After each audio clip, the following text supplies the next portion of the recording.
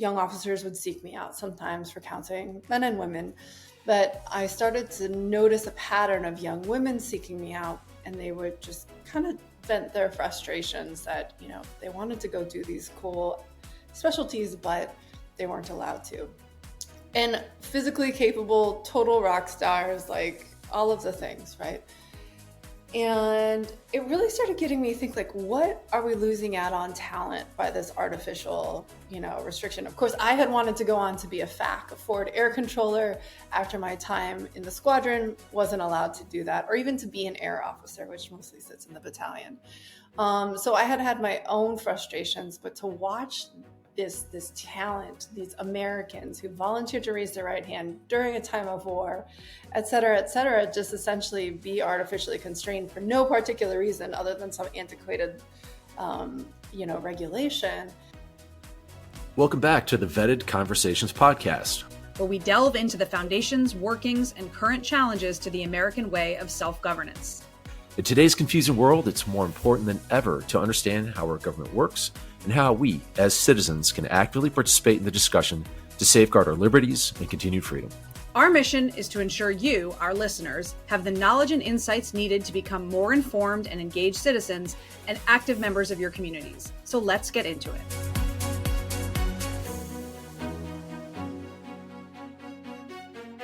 So today's episode is all about the role women have played in our national defense. And this goes beyond the military. Since 1776, women have played key roles in important points of our military history. And today we're honored to have one amazing veteran here to talk to us about this and her experiences as a Marine, a helicopter gunship pilot, a combat veteran, White House fellow, a senior director at In-Q-Tel, and now as the head of strategic growth for Sky-Fi, a geospatial hub company. Katey, welcome. So today's episode focuses on the contributions women have made to our military. And I know you've been personally involved in a very meaningful way with this issue. Since I first met you when you were advocating around 2014, 2015 timeframe, that the Department of Defense rescind its ground combat zone exclusion policy for women and open up all MOSs. Can you tell me a little bit about what was important about that time and why did you get involved? I entered the U.S. Naval Academy May of 2001. I thought I had a lofty idea that I was going to be sailing the high seas and, some sort of fantasy about hunting pirates, which ironically I did end up hunting pirates off the coast of Somalia for my first deployment. But neither here nor there, a few months later, September 11th happened. I remember coming back from my class, essentially told everybody get into the ready room, and we were just watching the screens. And that was obviously, like many of my generation, an extremely defining moment. The decision, I'd already made the decision to enter the military, but this fundamentally changed the course of really where we saw our futures. And I'd always been drawn to the Marine Corps, specifically because I come from a family of cops. And Marines are so much like police officers, where they lament that they are underpaid, overworked, underappreciated, but there is a pride that Marines have about their identity as Marines that cops have as well. So that certainly spoke to me early on. And then as I was looking, our country had just been attacked and started kind of taking seriously, like, what does the future look like for me as an officer? Should I be selected in the Marine Corps?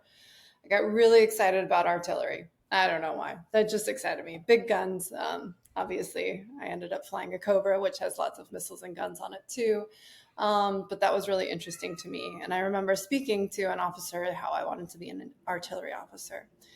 And they told me I couldn't because I was a girl, which blew my mind. I grew up in South San Jose in the Bay Area. Nobody had ever told me no because I was a girl. I thought that was a pretty outdated idea. And so I started going down the list, okay, what about infantry? What about human intelligence, which wasn't open to women, which is that in itself is an entire conversation.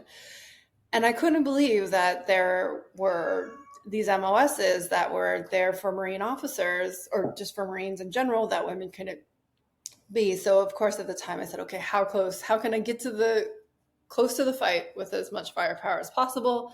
Somebody told me about Cobras. And so that was kind of my singular goal of go on, be a Cobra pilot, go to combat. And I did that thing. That was great. So fast forward, I don't know, that was 2001. Fast forward to 2012. My first deployment had been counter-piracy operations off the coast of Somalia on the 13th MEU. And then my second was like straight up dirt debt. We went out to Afghanistan, Helmand, very kinetic summer, everything you dream of when you want to become a Cobra pilot.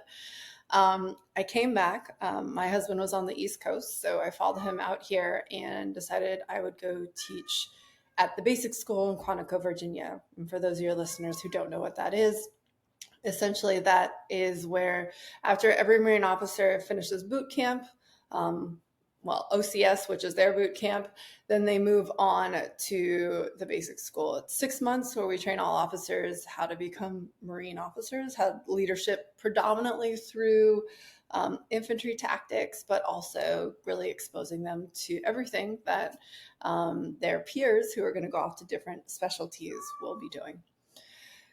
And when I became an instructor there, it was so much fun. It was amazing. It was far more fun and fulfilling than I anticipated. And then, young officers would seek me out sometimes for counseling, men and women.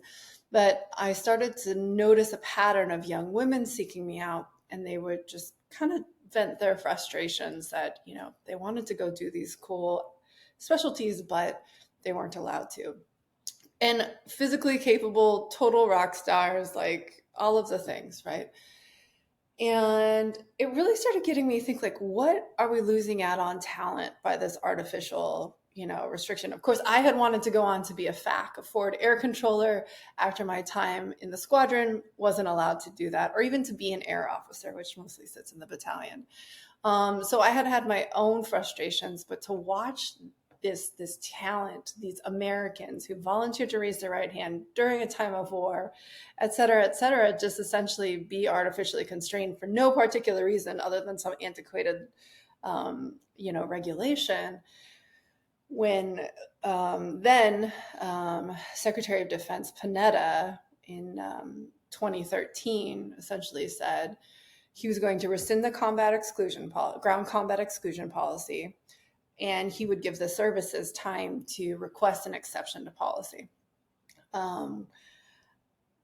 I was in this meeting at a think tank and asked a question about how we could come to a speaker, essentially. And I said, how do we compare the repeal of Don't Ask, Don't Tell, in with this new opportunity to integrate women fully into the military? I don't even remember what the speaker's answer was, but the real part of that story is at the end of it, I was taking my notes like I always do, and I look up and there are these three women surrounding me and they said, let's do something about this. Definitely. And I think, it's no small thing because you were a captain or a major at the time, I'd imagine, right? Captain, yeah. Yeah, captain, pointing out to the Marine Corps that the status quo needs to change. And I was up at the Pentagon at the time, working in the commandant's office, and I saw how desperately those old infantry generals wanted to keep their all-male locker room. And when that decision changed, I stood up and cheered. It was a beautiful moment for our family for a number of reasons. But the thing I love about your approach, Katey, was that you approached advocacy in a very different way than a lot of people do. A lot of people think it's all about making noise and telling someone else that they're wrong. And we know from human psychology, like if we approach people that way and make them feel shame, their fight or flight gets triggered and their shields go up and they are closed completely to reason and curiosity and logic. So I'm really surprised to hear you say that. Could you tell me some more about how you arrived at the decision approach? It is perfect for, persuading people. So, I mean, I love that. So now that we've had a couple of years distance, what do you see out there? Like what's been the effect? I'm relatively removed from the day to day. I obviously keep up with the headlines. It's reaching the point though, and I said this early on when we founded No Exceptions. I said, I want when I retire, which is pretty close to that, for, a new Marine to be like, wait, ma'am, you were in when women couldn't be in the infantry, you're so old, right? Not that I'm like trying to march to my death quickly, I love but that. it's one of those, yeah, it's one of those things that like it takes a generation to like change it, right? And sometimes it takes a little longer. I think at this moment in society, though, it's moving quicker. So if you look at when they allowed women to fly combat aviation, right? That was 1992, officially really got instated in 94. I got my wings in 2007, and by accounts I was told, I was the 9th woman to fly Cobras, which seems like 15 years. It took a while to get there. But I think this is moving much quicker because women are more represented, just writ large in the military. The numbers are much larger, and I think women are being pulled towards it a little bit more. I think there's a larger like societal conversation around military enlistment in general, right? And that in itself is maybe separate. But it's so exciting to see that it's not like, oh, one woman passed Ranger school. Like this is now becoming so normal, it's not headlines anymore, right? And that's such a short time for that to happen. This got turned around in December of 2015, and here we are, I guess 9 years later, but like nobody really cares anymore. And that's actually the fact that it's mundane and not headline worthy really says a lot to both the culture and the accomplishment that we anticipated just with opening the door. Yeah, for sure. No, I really, really appreciate those thoughts. Final question, because I want to be conscious of our time together, and I know you got other things to do today. What do you wish your fellow? I'm good. Okay. Final question is, what do you wish your fellow Americans knew about women in our military? Yeah. It's a good question that we were there, right? That we were in war, that we did the thing. It's nobody's fault, but I still, if I'm wearing like a Marine Corps t-shirt, get asked if like my husband was in the Marine Corps, which he served honorably, recon Marine, all the things, right? But I think like so many things, when we look at the C-suite, when we look at all these other high-powered jobs that have traditionally been, men have held them, I think we need to start taking a question to be like, what's her story, right? And I think if we start, what's her story, then a lot of women will share it. And the more stories that get out there of like, here we were, no kid, no shit, there I was. A lot more of those stories, I think that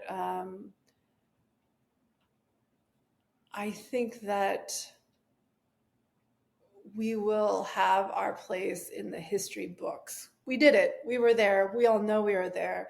But I think especially when you're a minority, whatever minority status is, whether it's gender, race, religion, socioeconomics, I don't know, whatever your minority, you tend to want to be humble and quiet and just do it, right? Because if you're loud, whatever, you get accused of tokenism, whatever it is. So I think it's time to tell our story and tell the story and weave it into the overall narrative of, this global war on terror. Awesome. I can't think of a better, more poignant thought to end on. So Katey, it's been awesome to have you here today. We really appreciate your time and your gifts of wisdom and your insight into more recent history. And I agree with you. I think, the day where it's just kind of like not a big deal, you run across a female infantry company commander, maybe battalion commander, and brother's like, oh, that'll be a good day. Exactly. So, yeah. Well, thanks for making time for us today. I appreciate it. Next, joining Ellen in studio is Phyllis Wilson, a 37-year Army vet who's now the president of the Women in Military Service for American Memorial Foundation, the only national memorial honoring the 3 million women who have defended America from the Revolutionary War to today. I am so thrilled to be talking to Phyllis Wilson today about a whole host of things. We've already been chatting a little bit about life as a woman connected to the military. I have done so only as a military spouse, but have an unbelievable respect for all of my sisters who are officially sisters in arms. But I am thrilled to learn and to talk more about the incredible Military Women's Memorial, but also all of the other things that you do in highlighting and raising up and supporting women in the military. And so I first want to just say, could you give us a quick snapshot of your story in the military so that everyone has some background? Sure. Well, thank you, first of all, for giving me this opportunity. I loved my time in the military, 37 years in the Army, as a matter of fact. Young and dumb, joined the military because I needed college money.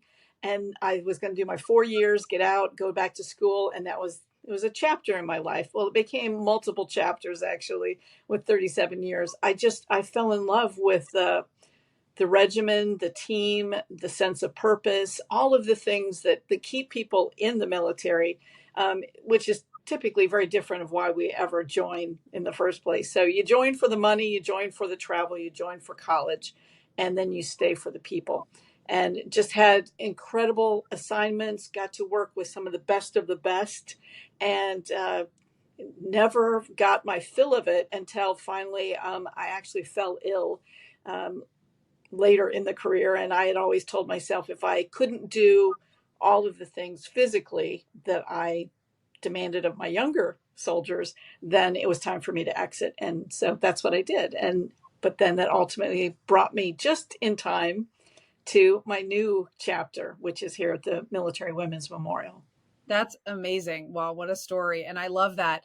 I think there's so many people who feel similarly to you that I've met in the military, that they want to be doing all the same physical things as everybody else, which is so cool and so unique in our population. It's actually a really cool, part of the military family, that there are so many really fit older people that are still at it, still running, still doing everything. So I wanted to ask, we're recording this during Women's History Month. And so can you just give us the whole, where is the Military Women's Memorial? What is the mission? Give us the big story about it. The down and dirty, if you will. Yeah, exactly. Yeah. So the Military Women's Memorial is located at the entrance to Arlington National Cemetery, just outside of Washington, D.C., some of the most hallowed ground. And it's a crazy story how it came to be there, but there it is. And it honors and tells the stories of the more than 3 million women, all the way back to the Revolutionary War, that have helped to defend this country. And there it is, 27 years in the making. I never heard about it as it was being built and then opened, which just is dumbfounding to me now. And I didn't learn about it until 2013, when it had been open for 16 years. The whole time I was in the Army, never knew about it. Wow. And so why is it at the entrance to Arlington National Cemetery? Well, Congress approved by law the creation of the Military Women's Memorial in the mid-1980s. And then the hunt was on. Where in and around Washington, D.C. should it be? Well, the curved half circle wall of the entrance to Arlington National Cemetery was built in the 1930s. And that is our front wall. It was a retaining wall, just a dirt hill behind it. But as our founder, Brigadier General Wilma Vaught, whose birthday is March 15th, she'll be 94 years old. Wow. So when she had just retired from the Air Force, and she is now in charge of finding where is the right location for the Military Women's Memorial. There were 8 major locations she was looking at on National Park Service ground in and around DC. And out of all of the places, when she stood up on was the hilltop at the top of the retaining wall, she looked around and it was in a state of sorry disrepair. But as you stand there and you look towards Washington, D.C., there's nothing between us and the Lincoln Memorial. And as she looked around and behind, it's all the white grave markers going up the hill to the Kennedy Flame, to the Lee Custis Mansion. And she just nodded her head, apparently, and looked at whoever she was with and said, "This is it." Wow. It was just waiting for us. Wow. That is so special. I also love that it was, of course, women stepping into a part that needed help, needed support, and then turning it into something incredibly beautiful. So when you talk about, going all the way back to the revolution, I know I actually read on your bio that you and I are both members of the Daughters of the American Revolution. So I'm very passionate about that. And so I'm curious, are there any notable stories from way back then, from our really early American history? It wasn't legal for a woman to be in the military until 1901 when they created the Army Nurse Corps. So that means the first 125 years of our country, it wasn't legal to be in the military. So we recognize women that served with the military, but there are a few exceptions. And Deborah Sampson is one of those notables of the Revolutionary War. She, among others, disguised themselves as men, wore a military uniform, fought bravely, valiantly, did incredible, great things. And she actually did receive a pension later. She received a musket ball to the thigh, dug it out herself, because going to a doctor would mean they'd figure out that is not a man. But about a year later, a lot of respiratory things, must have been a horrible flu or something like that. She was high fever, somewhat delirious. Her teammates took her to the doctor, and even the rudimentary stethoscopes back then, but nonetheless, when you place it against a woman's chest, it probably presented a little differently than a male chest might have. But the doctor, God bless his soul, did not shame her, out her. He filed her for an honorable discharge. And several years later, when she made petition for a pension, she did receive it. We also have, I've seen letters from the soldiers that served in the Revolutionary War, sort of like today's texting would have been like, Mom, you won't believe what I saw today, text, but these guys wrote letters home that, as they were claiming all of the salvageable uniforms and boots off of the dead and fallen, because the living did not have, some of them didn't have a first pair, let alone a second pair. And so they would bury the fallen, but they'd take the coats and shoes and so forth. And several of these letters home say that as we were stripping the clothes off from a soldier, it was a woman. And so they left her clothes, but they did nonetheless, bury her. So we have documented evidence that this in fact happened. And in the Civil War, there was a woman that served the battle, gets an award, battlefield promotion to sergeant for her daring do that day as a man. Wow. Nobody knew. And 1 month later, she gave birth to a bouncing baby boy. No way. Yes. Wow. I mean, if you're ever going to be really proud to be a woman, it's moments like that. There's a book about the Civil War women called They Fought Like Devils. Wow. I mean, and I can imagine there's so many complexities of that, but yeah, I'm sure the motivation for, when you have a motivation to fight, I mean, I know as a mom and as a woman, I mean, sometimes that motivation can really make you feel pretty devilish. And so, wow, that's so incredible. And are there any other sort of even more recent, is there sort of like one or two amazing stories of women veterans that all Americans and especially military connected folks should know? Yeah, I would say, there's some crazy stories of women that have, Kim Casey Campbell, Kim Campbell, Casey, what was her call sign. And in the early part of the Iraq War, 2003, 2004, she's flying A-10s and she's going in. Her plane gets hit so many times and she turns and figuring out, am I going to have to, launch myself out of this bird? Am I going to be able to land it? Well, she ultimately does land it. The bird never flies again because it is over 800 bullet holes in the plane. And somehow she brought it home and landed it. But there she is. And people asked her about what was it like trying to get back up in the air again. And she says, as fate would have it, the very next day, they had a call that there was a downed pilot in Iraq and they needed A-10 support. And so she and her battle buddy, they launch, and her wingman, she just grabs her helmet and runs, and they're out there. And she didn't have time to think about it, she said, but thank God for her, because she's like, don't know, but just as they were crossing into Iraqi airspace, the call comes out, the ground forces have secured that downed pilot and that they could turn around and go back and land. And she said, thank God it was that kind of a call the next day that made her have to get back into the seat. Right. Because it's a single person plane. There's nobody in there but you. And But I think some of these incredible stories, we're the legacy, of what those women so long ago did and gave us the gumption, even when we didn't know it. Because I will tell you, I've learned so many of these stories in the 4.5 years I've been at the Women's Memorial, and the 37 years I was in, I never once heard about them. Yeah, that's so interesting. Well, and it's there's stories that we should, Americans and military connected folks and veterans should all be hearing in general, but it's even more important to make sure that the stories are a little more balanced, and not just there's incredible heroism by men across many generations, and we're in all of that, but it is really really important to also tell these stories that may not go as well noted. So I'm so glad you guys are doing that. And so it's interesting because as you're telling these stories, it's based in the historical context that there were supposed to be no women, right? And then more recent context where the percentage of women has been relatively low. But in today, I mean, the percentage of women in the military is rising, and it seems like, I think the numbers are that by 2032, women are going to be about 14% of all veterans, which is of course the highest that we would have ever been of the veteran population.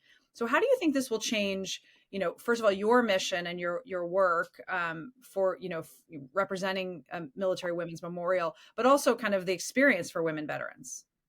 Yeah, that's a great question, because there's so many great stories that many of us have never heard about that are already there on the books. But look, every day, these women in the military are making history. They just don't realize it at the time. I don't think any of us did while we were doing whatever. We're just doing our job, and that, just like our male counterparts, just doing the job. And I will tell you too that for the longest time, by law, again, when we couldn't serve at all, and then when we were finally given the opportunity to serve for more than wartime, we were capped at 2%. We couldn't be more than 2% of the military, and that held true until just about basically 1970. So it was probably 68 to 70 that opened up. But again, it takes time for these ranks to fill. And again, I think we don't always tell the general public all of the career fields that are out there. People may think, well, I don't necessarily want to go, be on the front lines, but all of the career fields that there are in the military. And I think with technology, you will see more and more women joining and serving their country, whether active, guard, or reserve, because that's the balancing point that we were talking about earlier, is with trying to have a family, trying to raise children. So often, you're going to meet and marry the person, that somebody that you got to run into them. And so if you're in the military, you're going to run into other military. And that was my case. I met and married, another soldier. And there came a point where I decided I needed to leave active duty and go into the reserve. But all of these stories and what the future holds, I think, we just need a bigger place. Or the good thing is, well, we can't make a bigger women's memorial because of our location. Technology now gives us the capacity to tell these incredible stories, and we're dumpster diving every day looking for all of the additional stories, the things like, God, I didn't know about her. So how do we tell those in a way? And technology will help us to do that. Just like on our website now, we do have some of those incredible stories that people can see, whether you can make it physically to Arlington, Virginia or not. Well, and so you also have a register, right? Can you tell us a little bit about that? And how we can make sure that people are telling their stories, especially women veterans? Yes. Well, we have two. We want women that are or have served. So, well, it's called a memorial. It's a living memorial. Every woman that is serving today, whether you just got started or you've been in for 10, 20, 30 years, and every woman that has hung up the uniform, we want your stories in our national database.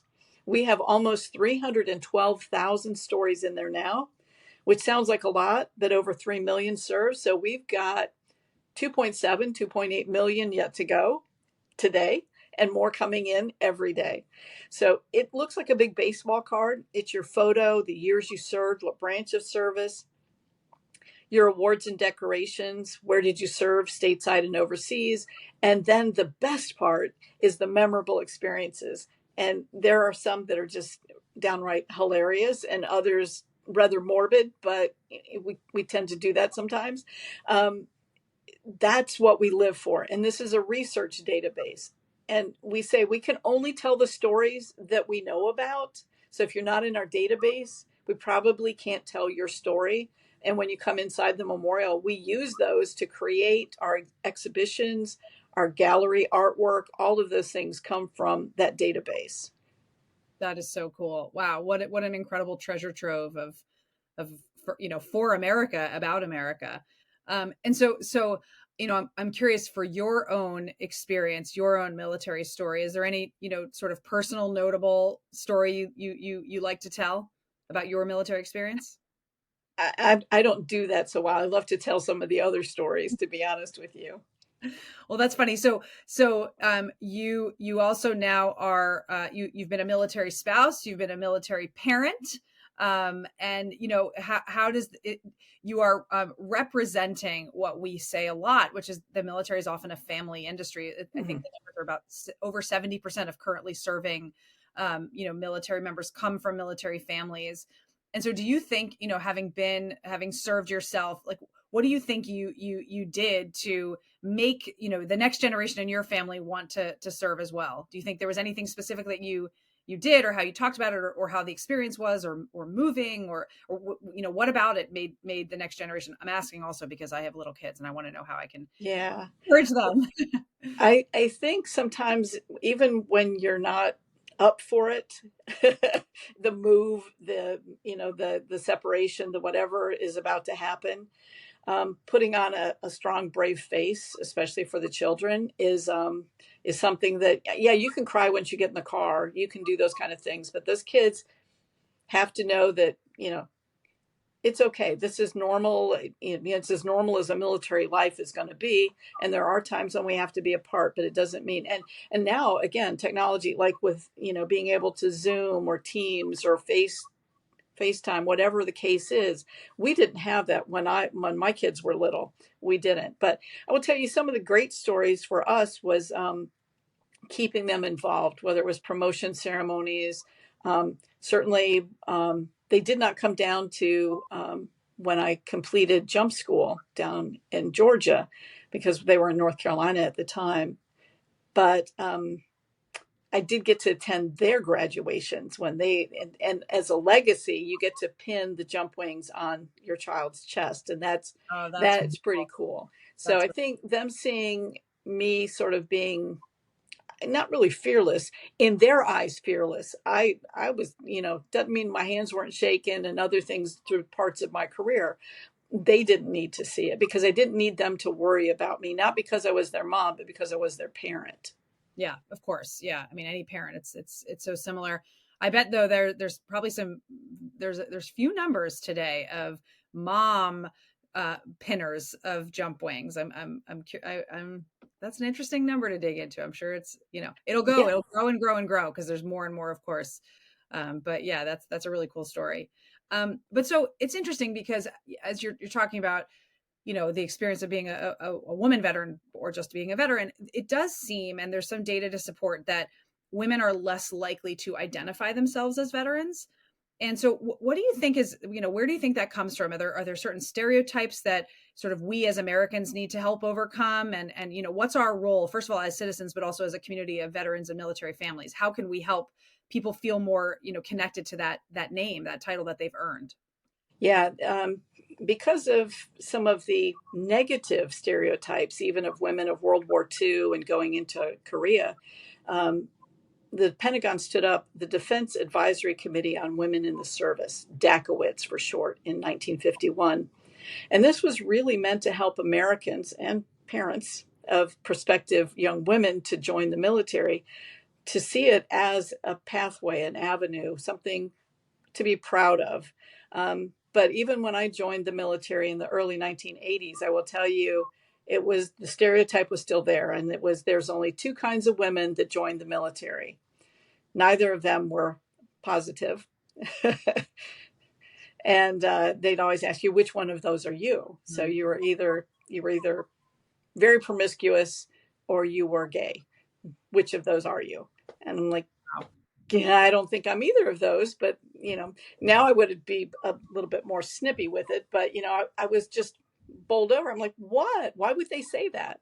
But even recently, as a matter of fact, a few years ago, I parked in a veteran parking spot and got out of my car because many women veterans, to your point, I don't wear gear. I don't have a baseball cap. I don't have a shirt. I don't, I just don't. And I got out of my car, and a guy quickly said, "Excuse me, that is veteran parking." Ooh. And I said, "Yes, sir." And then his next question out of his mouth was, "Is your husband with you?" Yeah. But I mean, he was an older guy. I get it. I was polite to him. We had a conversation. Turns out we were both jumping out of airplanes in the same era. Thanked him for his service. He did not reciprocate. But I will tell you, God has a reason for doing these things to you, because had that not happened, I would not have put my name in the hat for consideration to be the president of the Military Women's Memorial, because I was a soldier. And it finally frosted me, because that made me realize if I'd been a man that had parked there, even if I'd never served, that guy wouldn't have said squat to me when I got out of the car.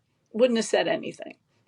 And I thought, there's 3 million of us, for goodness sakes. How many more does it take until America just either says nothing or they say thank you for your service when you park in a veteran spot, when you do whatever, when you wear something that says it? A lot of women won't wear the hat or, Navy or whatever, because the first default for so many Americans is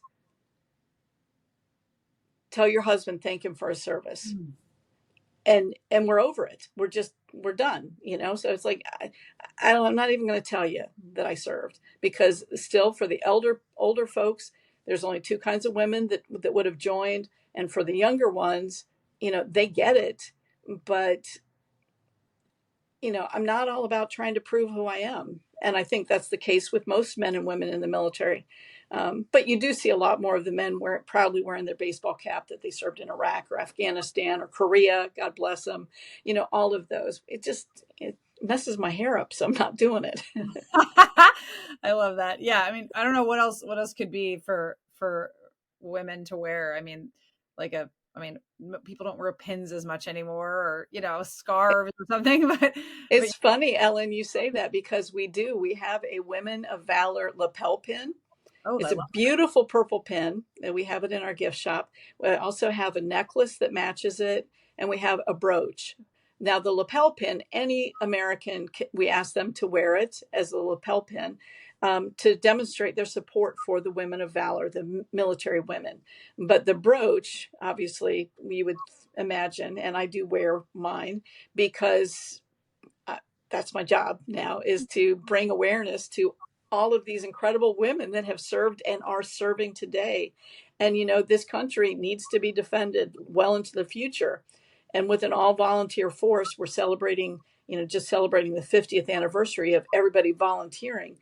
You can't cut off 50% of the population and expect that our defense is going to be where it needs to be. And we bring a very special and unique skill set on how we multitask, how we look at problem sets.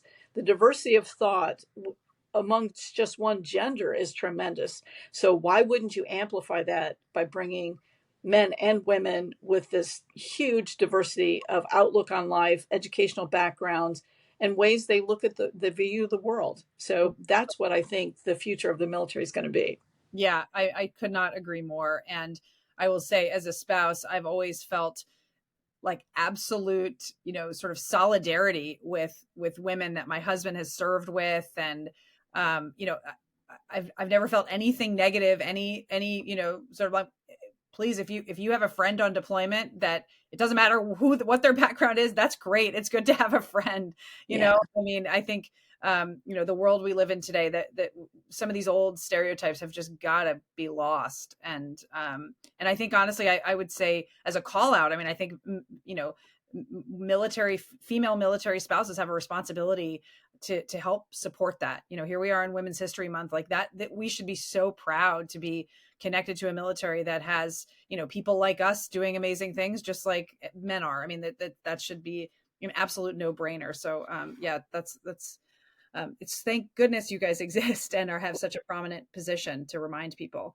Yes. So is there anything that we have not asked that we want to make sure we get put out? Yeah, there is a new project we're launching this month, first time ever, and it's called Adopt a Woman Veteran Project. What we have received in the 30 plus years that the foundation has been open, now the memorial's been open 27, but before that, women were already registering and putting their stories into the national database. And we've seen it kind of dry up. The women of World War I and World War II and Korea and Vietnam, they understood they were a rarity, but their story needed to be held in safekeeping somewhere, and they knew it was us. Now, the younger women, because they see so many other women, they don't seem to think that it's special enough that their story needs to go in there. So that's one. We asking women that are alive and well to put their stories in. But the Adopt a Woman Veteran Project, we've received thousands and thousands and thousands of obituaries that state that woman was in the military. And sadly, when Americans mail those to us, they must think we have a massive team that we can just sit there and fat finger all of that data into the computer, and we don't. So now we're asking people to go to our website, womensmemorial.org, find the Adopt a Woman Veteran Project, and then contact us if you want to. But we need your pledge that we'll send you that obituary, but you're going to do some research for us. You're going to look on ancestry.com, find a grave. You're going to Google them. You're going to look everywhere. Do some detective work, because what story you put in our database for her is probably what will be found 100, 200 years from now. So make her come to life, give her breath again, because we say people are only truly dead when nobody says their name. So help us say their name, and you can simply go to womensmemorial.org, adopt a woman veteran, and do some sleuth work and bring her story to us. That is so amazing, and what an unbelievable call to action for our community and for women, men, everyone, patriots, because this is at the end of the day, we have patriotic stories out there that people should know and that can inspire another generation to fill the unbelievably necessary ranks of an all volunteer force. So I think, what an incredible opportunity. So womensmemorial.org. Well, this has been such an amazing conversation, so inspiring, and I'm so happy that we have this call out specifically to what you're doing and to how we can make sure that more and more people know about both these stories and make sure that they check out the Military Women's Memorial, as many of us in our community do go and pay our respects at Arlington. So another incredible way to be a patriot and remember those who have gone before us and those who are still going. So thank you so much, Phyllis Wilson, and we hope to talk to you again soon. Thank you. Appreciate it. In each episode of Season 2 of Vetted Conversations, we're featuring an organization that's part of our Vet the Vote coalition. Today in the studio, Lindsay Knight, the Chief Impact Officer of Blue Star Families, joins us. Lindsay is a self-described applied social impact geek with over 10 years experience. She has a PhD in political science from the University of Chicago, and she spent some time in the private sector leading a global equity strategy for a multinational firm. She now figures out how to motivate people to strengthen the military community. Lindsay, welcome. Thank you. I'm thrilled to be here. Always love chatting with you both. So where are you joining us from? I am joining you from just outside of San Francisco. I live about 20 minutes up the mountains from Palo Alto. Nice. And we were chatting before, because she's in the mountains and it's summertime, she's got a space heater on in her office right now. I turned it off for the podcast. I don't want any background noise, but yeah, it's a running joke with my team that like everyone else is enjoying like the ambient, wonderful, warm temperatures of summer, and I'm like, it's 49 at my house. But the view is lovely, so it's a trade-off. Well, so while you're warming up, can you literally and figuratively, can you tell us a little bit about the Blue Star Family's mission and what the goals of the organization are?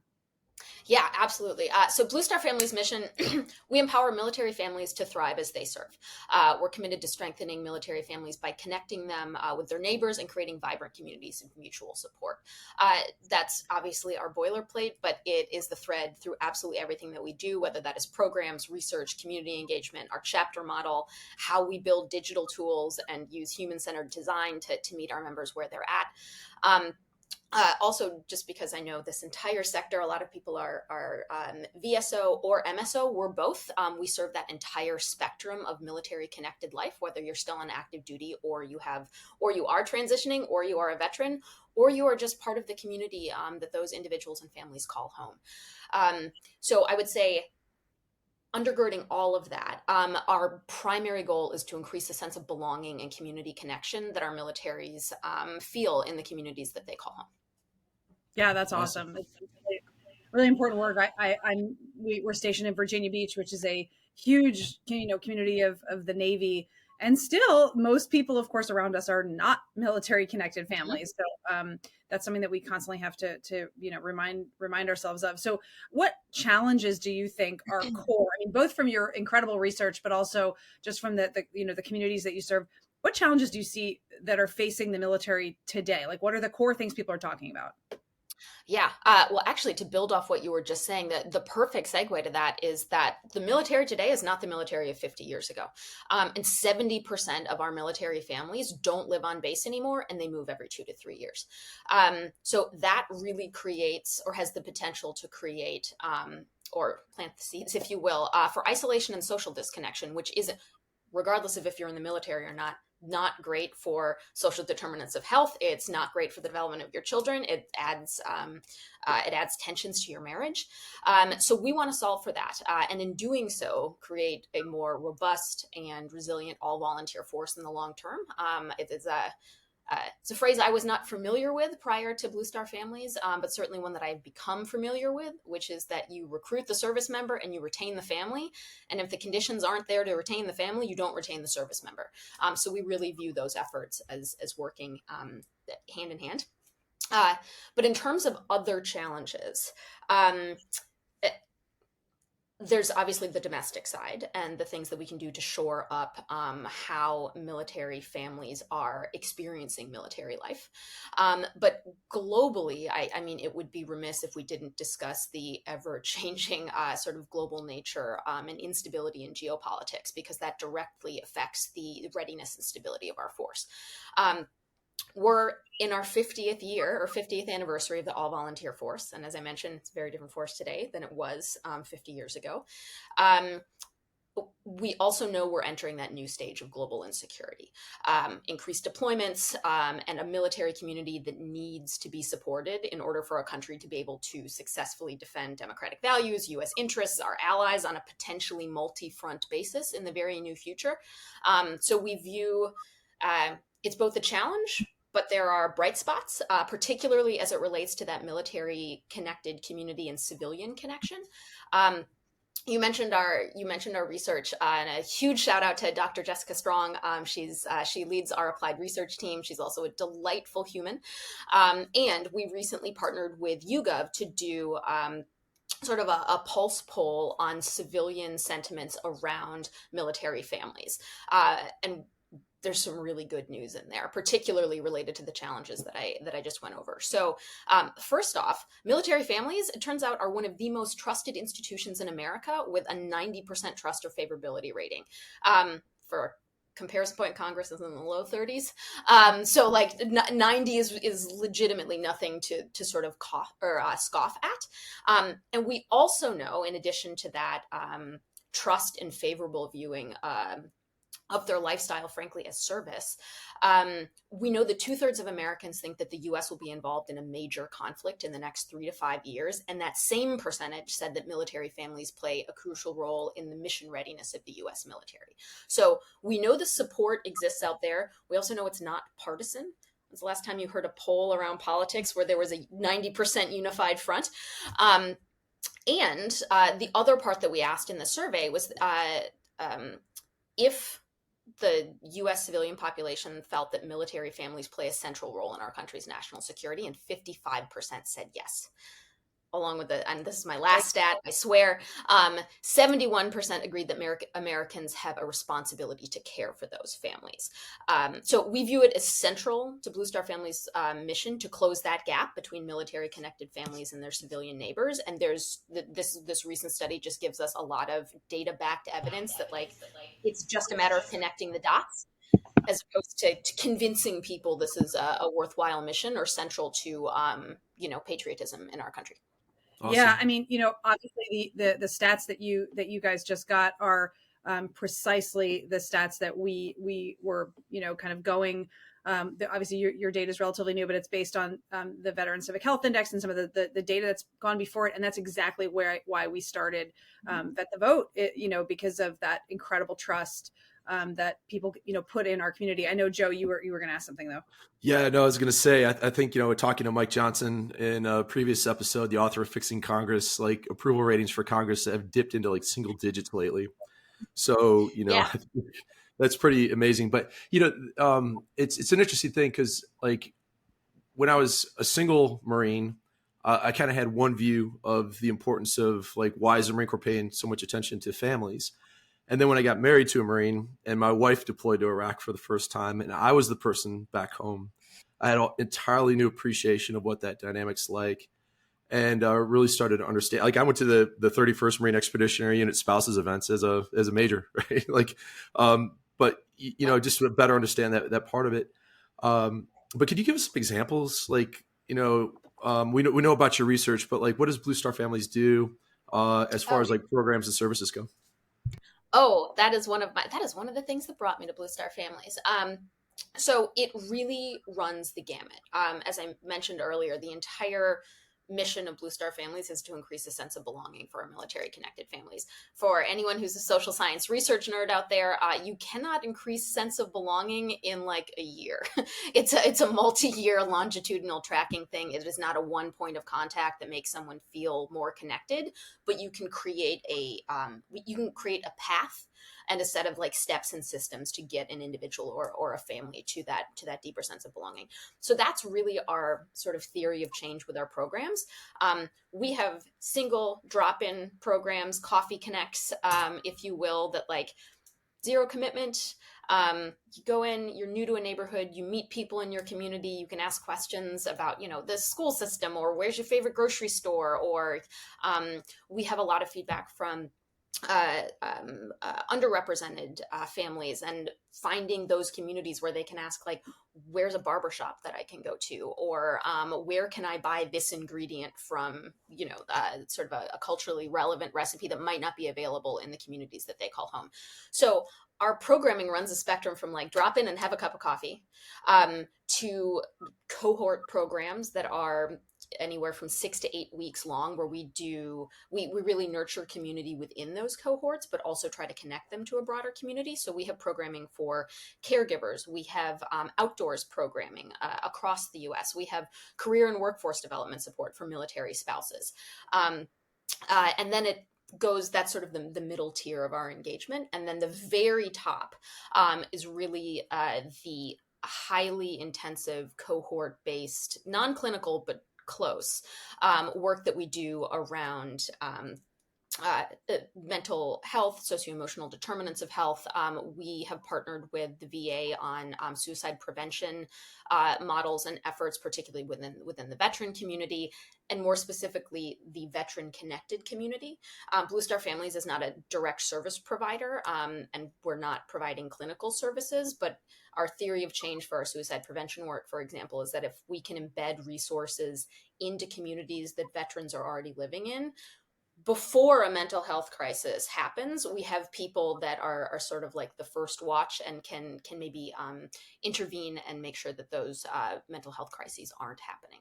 So it's a really robust programming portfolio. And then we also engage with folks in our online digital neighborhood just to create connection. If you're new to a community, who do you find who lives there? What are trusted sources of information? And then both our neighborhood and all of our national programs do have iterations in our chapters nationwide. So that's our boots on the ground, if you will.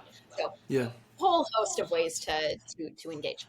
Well, that's an important function too, because like, if it broadens out to greater national security concerns. One of the attracting new members to any organization is hard. Retaining the ones that you have is imperative. So I think, the better job that the Department of Defense does at accommodating the needs of military families and retaining the talent that they have, that goes a long way to the strength of the force.